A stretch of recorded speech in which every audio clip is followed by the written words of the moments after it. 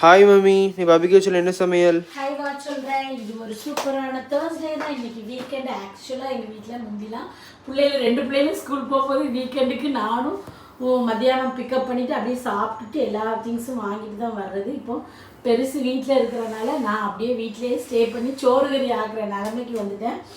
As usual ஏதோ ஒரு கள்ளப்பூனை எட்டி எட்டி பார்க்குது. ஆஸ் யூஷுவல் சுட சுட சோறு இல்லாமல் என்னது இது, கீரைச்சோறு.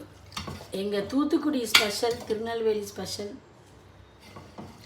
கீரைச்சோறு நல்லண்ணா. அதுக்கப்புறம் அதுக்கு ஆப்டாக என்ன இருக்கணும்னா கருவாட்டு சம்பல் தான் இருக்கும், அல்லது கருவாட்டு. இது வந்து நல்லா சூப்பர்னா எவ்வளோ பெரிய ப்ரான் தெரியுமா அஷ்ரஃப்?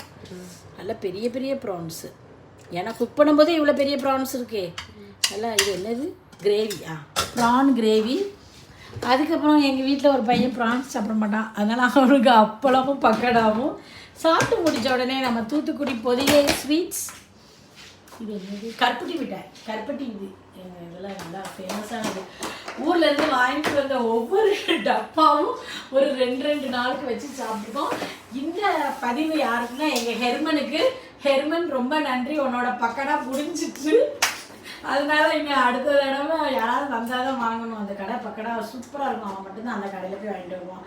ஏன்னா இதுதான் இன்றைக்கி பபி கிச்சனில் சூப்பராக. ஏன்னா தூத்துக்குடியில் வந்து நான் எண்ணெய் கத்திரிக்காய் குழம்பு நேற்று வச்சது, தூத்துக்குடியில் ஒரு 2.5 மாதமாக வைக்கலை.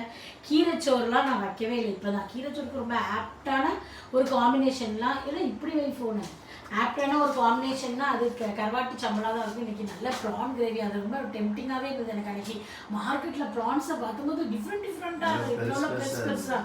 அதனால் வகையில் இன்னும் குளிர் சீசன் ஆரம்பிக்க போதில் இன்னும் ஒரு 4 மாதத்துக்கு நண்டு இறால் கொணவான்னு போட்டு அட்டி வெளுத்துட வேண்டியதான். ஸோ இதுதான் இன்னைக்கு பபி கிச்சனில் ஸ்பெஷல் சமையல். இன்னொன்று வந்து இன்னைக்கு வந்து என்னது வீக்கெண்டு. ஸோ இன்னைக்கு வெளியில் போகிறோம், நாளைக்கு வெளியில் போகிறோம், நாளைக்கு வெளியில் போகிறோம். ஜாலியாக இருக்கும். ஏன்னா இந்த 3 நாள் தான் நான் உலகத்தை பார்க்குறதுக்கு வெளியில் போவேன். அது வரைக்கும் வீட்டில் தானே இருப்பேன். ஸோ இதுதான் இன்னைக்கு பபி கிச்சனில் சூப்பரான எம்மியான சாப்பாடு. சாப்பிடலாமா?